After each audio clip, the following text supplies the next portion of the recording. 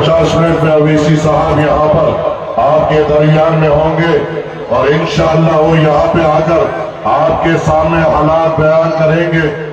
जब अवैसी साहब आए तो अपने दिलों और दिमाग को खोलकर उनकी बात को दिमाग में बिठाना, क्योंकि जब अवैसी साहब बोलते हैं तो वह हकीकत बयान करते हैं। जब अवैसी साहब बोलते हैं हम पर जो हिंदुस्तान में गुजर रही है वो बयान करते हैं। जब अवैसी साहब बोलते हैं हमें ये रास्ता बताते हैं कि हम ये जो अत्याचार हम पर हो रहा है उससे किस तरीके से मुकाबला करें। और आज का चुनाव तो ये हो गया है कि कोई भी अगर प्रत्याशी कोई दूसरी जमात का होगा वो आकर ये बात नहीं करेगा कि उसने अवाम के लिए किया क्या, वो बस आकर ये बयान करेगा कि अवैसी साहब को जिताने से तुमको क्या नुकसान होगा। अरे ये लोग को सिवाय अवैसी साहब के खिलाफ बोलने के कुछ आता नहीं। ये लोग को अवैसी साहब के खिलाफ कोई इल्जाम लगाने के अलावा कुछ बात नहीं कर सकते। बात भी कैसे करेंगे? उम्मीदवार जब माफिया हो, जब एंट्री का कलेक्शन लेता हो, बालू का कलेक्शन लेता हो, तो अवैसी साहब के खिलाफ ही तो बोलेगा ना। ऐ मेरे गयूर लोगों, ये चुनाव है और ये मजलिस इत्तेहादुल मुस्लिमीन का स्टेज है। मजलिस इत्तेहादुल मुस्लिमीन के स्टेज से आपको कोई झूठी बात या झूठे दिलासे नहीं दिए जाएंगे। इस स्टेज से वही बात होगी जो हम कर सकते हैं, और जब हम और आप कदम मिलाकर चले तो क्या हो सकता है। अगर दूसरे प्रत्याशियों का अगर आप स्टेज देखेंगे तो सिर्फ जब बयान करेंगे तो ऐसी बात करेंगे कि चुनाव अगर खत्म हो जाए आपके कदमों में चांद तारे तोड़कर ला देंगे, चांद को आपके कदमों में झुका देंगे, और झूठे झूठे वादे करते हुए हम गरीबों को लुभाने की कोशिश करते हैं। क्या मुझे बताइए, क्या पिछले चुनाव में राजद ने जो वादे हमसे किए थे पूरे किए? क्या राजद की सरकार 18 महीने थी या नहीं थी? क्या उसने जो पिछले चुनाव में वादे किए वो पूरे किए नहीं किए, सिर्फ झूठ का सहारा लिया? तो इस बार हम उन पर किस बात पे यकीन करें? आते हैं ललीपॉप देते हैं चुनाव में और सिर्फ बात होती है तो अवैसी साहब के खिलाफ बात होती है। मेरे बुजुर्गों, मैं आपसे एक सवाल करने आया हूं। मैं यहां पर करीबन 10 साल से आ रहा हूं और मैं बुजुर्गों से एक ही बात पूछता हूं जिसका जवाब मुझे आज तक नहीं मिला। मुझे बताइए मेरे बुजुर्गों, आप हो या आपके बड़े हो या उनके बड़े हो, क्या आपने आपके वोट की भीख से जवाहरलाल नेहरू को प्रधानमंत्री नहीं बनाया? क्या आपके बड़ों ने उनकी बेटी इंदिरा गांधी को प्रधानमंत्री नहीं बनाया? क्या आपके वोटों से जवाहरलाल नेहरू के बेटी के बेटे राजीव गांधी को आपके वोटों से क्या वो प्रधानमंत्री नहीं बने? और आज मुसलमान ये सोचता है कि उनके बेटे राहुल गांधी को भी प्रधानमंत्री बनाया जाएगा। जवाहरलाल नेहरू की बेटी प्रधानमंत्री बन गई, उनका बेटा राजीव गांधी प्रधानमंत्री बन गया। आज राहुल गांधी भी ये सोचता है कि मुसलमानों के कांधों पे चढ़कर वो भी प्रधानमंत्री बन जाएगा। इनके बेटों को तो कुर्सी मिल गई, पर हमारे बेटे आज भी मजदूर क्यों हैं? उनके बेटों को तो कुर्सी मिल गई, मगर मेरा बेटा आज भी पंजाब के खेतों में क्यों काम कर रहा है? उनके बेटों को तो हमने प्रधानमंत्री मंत्री की कुर्सी दे दी, हमारा बेटा आज भी हैदराबाद, कर्नाटका हो या बैंगलोर हो, हर जगह हमारा बेटा मजदूरी क्यों कर रहा है? इनको तो ताकत मिल गई, मेरा बेटा आज भी कमजोर क्यों है? इनको तो अच्छे घर मिल गए, हमारे महलों में आज भी कटाव क्यों है? इनको तो हमने ताकत दी, ये हमें अभी तक कमजोर क्यों रखे हैं? हमने यादव जी को भी मुख्यमंत्री बनाया, लालू को भी मुख्यमंत्री बनाया, आज उसके नफी फैन बेटे को भी मुख्यमंत्री बनाना चाह रहे। मेरे बेटे का क्या हुआ? मेरे बेटे को ताकत कब मिलेगी? मुसलमान कब कुर्सी में बैठेगा? क्या मुसलमान सिर्फ वोट देते रहेगा, यादव के बेटे को कुर्सी बनाते रहेगा? हमारी कुर्सी कब मिलेगी? क्या ये सवाल गलत है?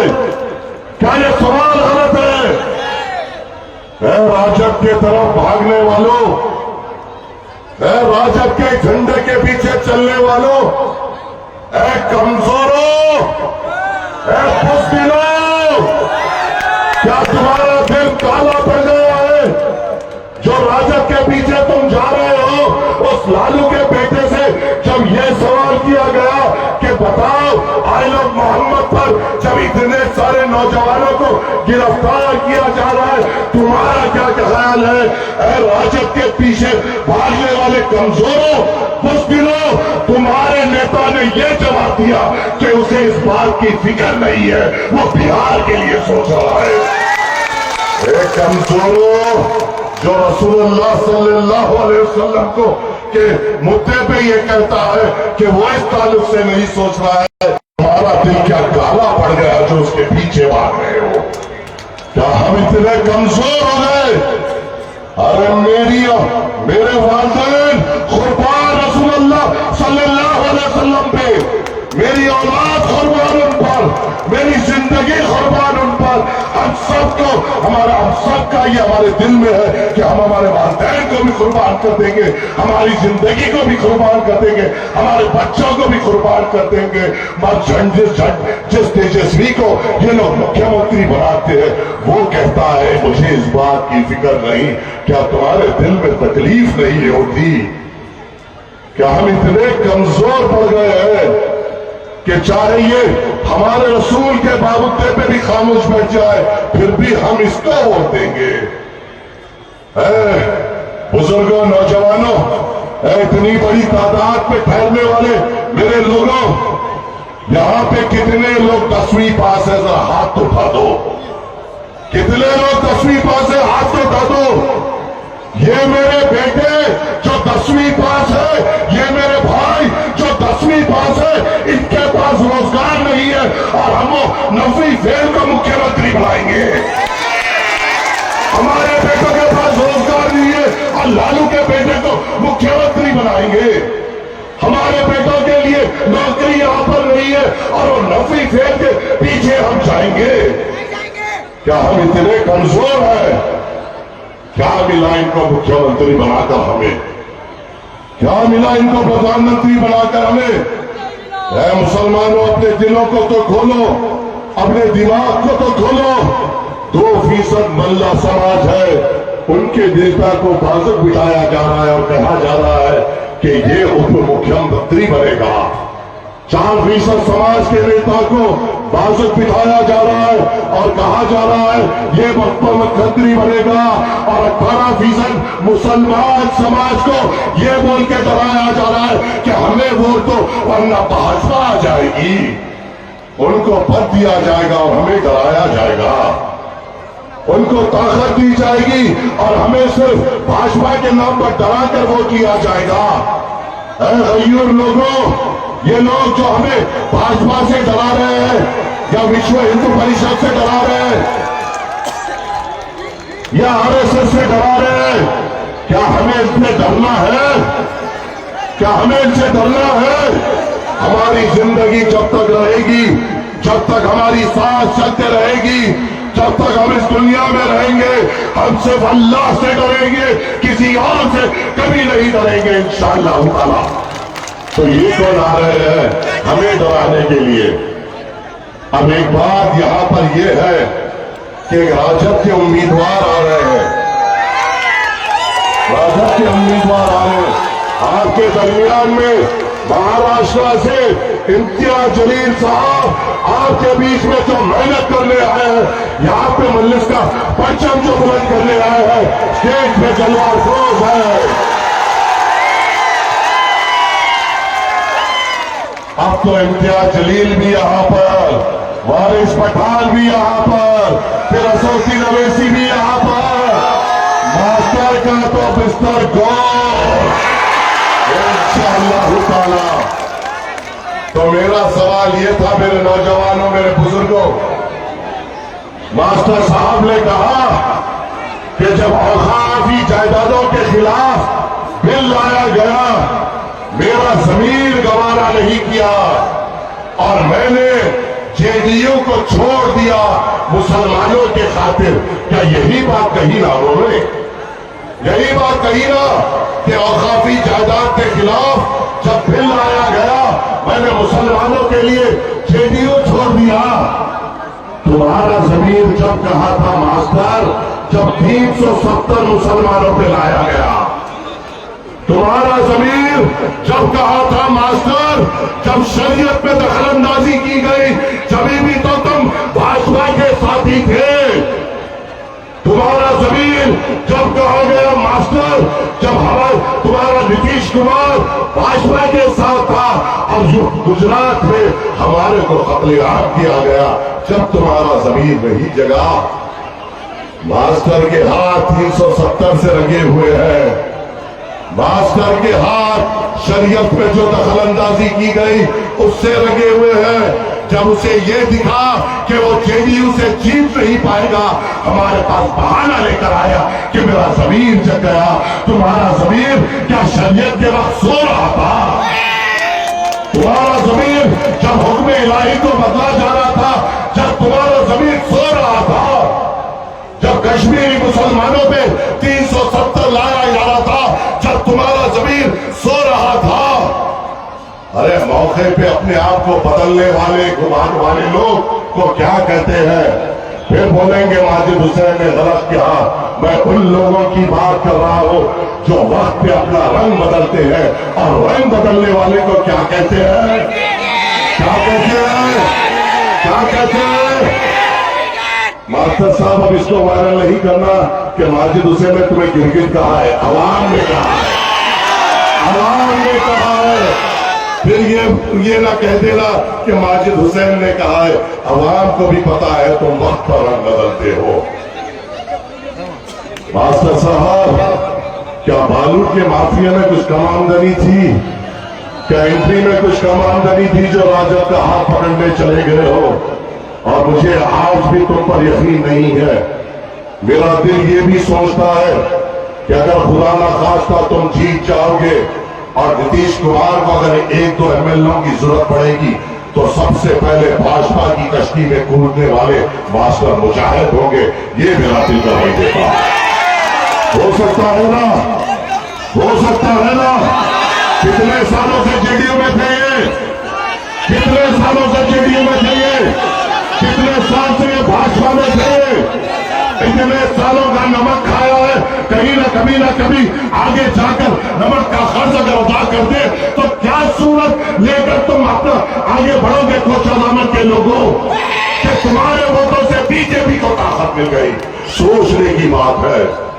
मैं जानता हूं सरवर के दिल में जज्बा है। मैं जानता हूं सरवर के दिल में आवाम की खिदमत करने का जज्बा है। सरवर एक पढ़ा लिखा काबिल नौजवान है, और मुझे यकीन है अगर सरवर यहाँ पे जीतेगा तो अवैसी साहब का एक मजबूत सिपाही बनेगा, अख्तर अली माज का एक मजबूत सिपाही बनेगा, और इंशाअल्लाह कोचादामन के आवाज के तवक्कुआत पे उतरेगा। मेरे बुजुर्गों, हमें उम्मीद है आपसे। मेरे नौजवानों, हमें तवक्कुआत है आपसे। मेरे बुजुर्गों, हमें आपकी हिम्मत की जरूरत है कि आप हमारी हिम्मत बनेंगे इंशाअल्लाह। मेरे नौजवानों, हमें तुम्हारी जरूरत है। हमें इस हरे परचम का बोझ हम सबको मिलकर उठाना है। ऐ नौजवानों, क्या तुम हमारे साथ कांधा बकांधा चलोगे इंशाअल्लाह? मेरी माँ, हमें तुम्हारे दुआओं की जरूरत है।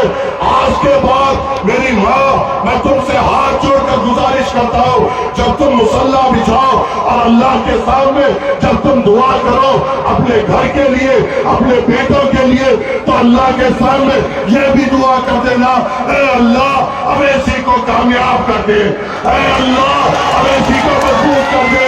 हमें तुम्हारे दुआओं की जरूरत है, हमें तुम्हारे साथ की जरूरत है। हमारी ताकत तुम हो। हम वोट मांगे तो तुमसे नहीं तो किससे मांगे? हम साथ चले तो हमारे कलमागों के अलावा किसके साथ चले?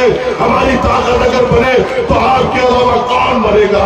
ये सोच के बताना मुझे।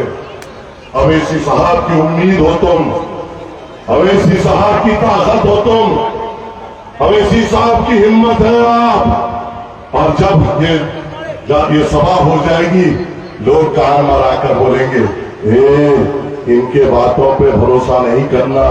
अगर अवेशी को वोट देंगे तो भाजपा आ जाएगी। कल तक जो भाजपा में थे आज भाजपा का रंग हमें दिखाएंगे। कल तक जो जेडीयू में थे आज जेडीयू की बात हमें करेंगे। मारे मेरे बुजुर्गों, नौजवानों, मेरी माँ, मेरी बहनों, वोट उसको देना जो कान, वोट उसको ना देना जो आखिर कान में झूठ होता है। वोट उसको देना जिसके लिए तुम्हारी आंखें गवाही देती है। क्या तुम्हारी आंखों ने अवैसी साहब को शरीयत पे लड़ते हुए नहीं देखा? क्या तुम्हारी आंखों ने अवैसी साहब को बांधने के लिए बोलते हुए नहीं देखा? क्या तुम्हारी आंखों ने अवैसी को वक्फ बिल को फाड़ते हुए नरेंद्र मोदी के सामने उछालते हुए नहीं देखा? क्या तुम्हारी आंखों ने जब हमें गोश्त में मारा गया, हमारे बच्चों को यतीम किया गया, उनके घर की औरतों को बेवा करा, तुम्हारी आंखों ने अवैसी को उनके हाथ के आंसू पोंछते हुए नहीं देखे? क्या तुम्हारी आंखों ने राजस्थान में गोश्त के नाम पर जब हमारे नौजवानों को जिंदा जलाया गया, उनकी घर की हिम्मत बनते हुए नहीं देखे? तो वोट किसको देंगे? जो तुम्हारी आंखें जिनको देखी है, या वो जो कान में आकर झूठ बोलेंगे? फैसला तुम्हारा है, फैसला तुम्हारा है, फैसला तुम्हारा है। मुझे नारा देके बताओ यहाँ पे वोट किसको मिलेगा? आप नारा तो हम नहीं देंगे, बोलो वोट किसको मिलेगा? बोलो वोट किसको मिलेगा? हम किसकी ताकत बनेंगे? हम किसका झंडा उठाएंगे? मुझे यकीन है आपके जज्बे पे, मुझे यकीन है अल्लाह की रहमत पर कि अल्लाह आपके दिल में अवैसी साहब के लिए मोहब्बत डालेगा। और इंशाअल्लाह 11 तारीख के दिन कोचादामे के आसमानों में सिर्फ पतंग पतंग पतंग होगी ना इंशाअल्लाह ताला। बस आपसे इजाजत चाहूंगा, हमारे लिए भी दुआ करना। और जाने से पहले नारा हो जाए, अवैसी साहब, अवैसी साहब, अवैसी साहब, कोचादामे की जनता, कोचादामे की जनता, कोचादामे की जनता, सरवर भाई, सरवर पतंग साहब। इंशाअल्लाह ताला आपके जज्बे पे यकीन है, आपके हौसले पे यकीन है, और इस यकीन के साथ अलविदा लूंगा। और मुझे यकीन है मेरे यहाँ के कोचादामे के मुसलमान भाई, दलित हो या कमजोर तबकात हो, अवैसी साहब को मजबूर करेंगे। और इंशाअल्लाह खड़ा परचम यहाँ से बुलंद होगा, जिसपे तस्वीर अवैसी साहब की होगी। वो परचम को हम इसको नाबूद करेंगे जिसपे लालू का बेटा होगा, जिसने ये कहा था कि मैं बिहार के लिए सोच रहा हूँ। आई लव मोहम्मद मेरे लिए आज अहमियत की बात नहीं, ये दिमाग में बात याद रख लेना। हम ऐसे गुस्ताखियों को बर्दाश्त नहीं करेंगे और उसके साथ ठहरेंगे जो हमारे लिए ठहरता है। इंशाअल्लाह यकीन है आप पर, तवक्को है आपसे, उम्मीद है आप पर कि आप पतंग साहब को जिताएंगे। आपसे बस इजाजत चाहूंगा। और यहाँ पर जब ठहरने वालों, तो मेरी अतमन गुजारिश उन तमाम लोगों से भी है जो निसंदरा पंचायत से आए हैं, महेश पटना पंचायत से आए हैं और लोचा पंचायत से आए हैं, कि आपकी भी जिम्मेदारी बहादुरगंज में तौसीफ आलम को कामयाब करने की है। आपकी भी जिम्मेदारी वहां से भी हवा परचम बुलंद करने की है। इंशाअल्लाह कल लोचा में 11 बजे अवैसी साहब की भी सभा होगी, वहां पर भी आइए, उसको भी कामयाब करें। इंशाअल्लाह कल मुलाकात होगी ना, होगी ना? कल लोचा से भी ऐसा पैगाम देंगे कि इंशाअल्लाह सीमांचल में ये हवा उठ जाएगी कि सिर्फ यहाँ पर पतंग पतंग और शुक्रिया। अस्सलाम वालेकुम व रहमतुल्लाहि व बरकातुहू। बहुत बहुत शुक्रिया। ये थे हमारे हैदराबाद के विधायक जनाब नाजी साहब। अब ये भीम देख के मुझे एहसास होने लगा है कि वर्जिश की कामयाबी होने से उनका बाप भी नहीं रोक पाएगा कि आपने मुझे भीम लड़ाई देखी है। आपने बहुत कम वक्त के लिए, आपने बहुत कम वक्त के लिए हमारे एमआईएम के पुराने साथी भाई राम साहब को तवज्जो चाहूंगा, आप आए और सिर्फ लोगों को सलाम करके चले जाए। राम साहब माइक पर है। अब्दुल रहमान बोलने लगा ना, अब्दुल रहमान को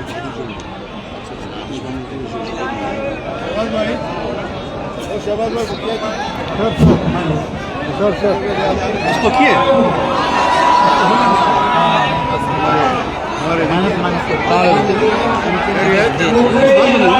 चाहे तो क्या होता है, हाँ उनसे पहले एक वही आदमी होता है जो मंजूर खुदा होता है। हैरानी अपना भाषा के लिए बोले सामने भाई यही गाड़ी कहाँ पे मजी भाई पूछ रहे हैं। सबसे पहले जब हुआ थे सबको अगर दस्ता के वोट दिए थे ईमानदारी से तो 1,10,000 मोर तसफ्फी नहीं हो जैसा तक मोर आवाज पहुंचे हो सबको हाथ उठे देखा तो कि कतई लोग साथे से अब यकीन है कि 1,00,000 पार आप ये पारे में कब पीछे ऊपर है कब यानी जाल फसल भी आप कहना हो गए तो ऊपर हो गई बार नहीं हो इसलिए पहले हमला करेगा 1,00,000 यानी एक पार एक पार पेपर लो ना पेपर मोर कौवा तो विदाई है कौवा बाबू हमारे कोई बोलो हो निकले वहाँ अचानक कोई है तो मैं बोलती कि जिला चेयरमैन ने आपका महबूब लीडर आपका प्रत्याशी भाई सरवर साहब की आमद हो चुकी है। एक बार जोरदार ताली बजाएं और नारा है सरवर आलम जिंदाबाद, सरवर आलम जिंदाबाद, मजलिस इत्तेहादुल मुस्लिमीन, मजलिस इत्तेहादुल मुस्लिमीन, मजलिस इत्तेहादुल मुस्लिमीन, पतन छाप, पतन छाप, पतन छाप। पीछे से भी करा नमन से पीछे हाथ भी उठी है। असदुद्दीन अवैसी पीछे तक, असदुद्दीन अवैसी, असदुद्दीन अवैसी। चलिए बोलिए। आइए इधर आइए, इधर आइए।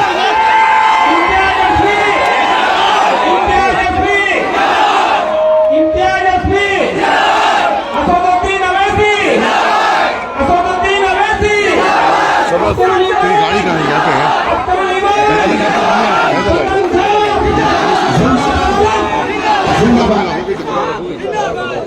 यहाँ पर बोलने वाले और दिखाने मेरे भाई सावत भाई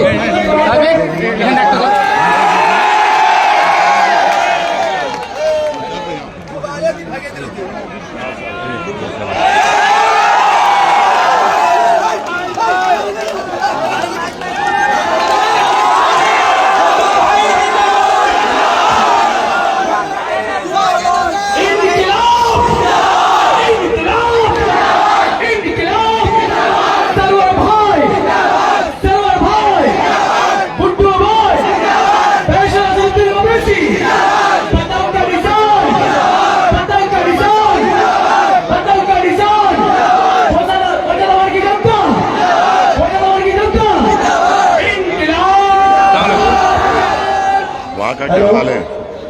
उधर का आपको बहुत बढ़िया पक्का जी अच्छे नौजवान चलो ठीक है। ये थोड़ा सा इसको खाली कराइए तो सर लोग खाली कराइए थोड़ा सा, थोड़ा खाली कराइए। आंधी तूफान सैलाब बरसात सब कुछ एक सामला देखो बड़ा मेहरबानी स्टेज को खाली कर दिया, बड़ा मेहरबानी स्टेज को खाली कर दिया। बोलना अपनी प्रशासन आएगा आपको ऐसे निकालेगा वो अच्छी बात है। बड़ा मेहरबानी स्टेज को खाली कर दिया। अब मैं बड़ी खुशी की बात है कि कोचा धामन से जो निर्दलीय प्रत्याशी हमारे गुड्डू भाई थे उन्होंने अपना समर्थन सर्व भाई को दिया है, उनकी भी आमद आपके सामने में है। और ये सामने में जो मीडिया के लिए बनाया गया था, मैं सबको गुजारिश करता हूँ सामने में मीडिया के लिए आप निकल जाए भैया, वहां से निकल जाए। ये मीडिया के लिए खासतौर से बनाया गया था, वहां मत रहे आप लोग। मेरा भी प्रशासन को वो इख्तियार हासिल है आपको निकालने के लिए, आप लोग निकल जाए वहां से।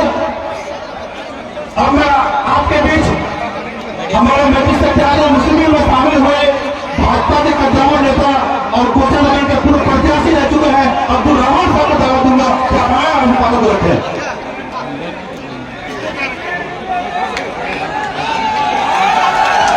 अस्सलामु अलैकुम जनाब सदर और इस मंच पर उपस्थित हमारे इम्तियाज जलील साहब, हैदराबाद के एमएलए माजिद साहब, हमारे इस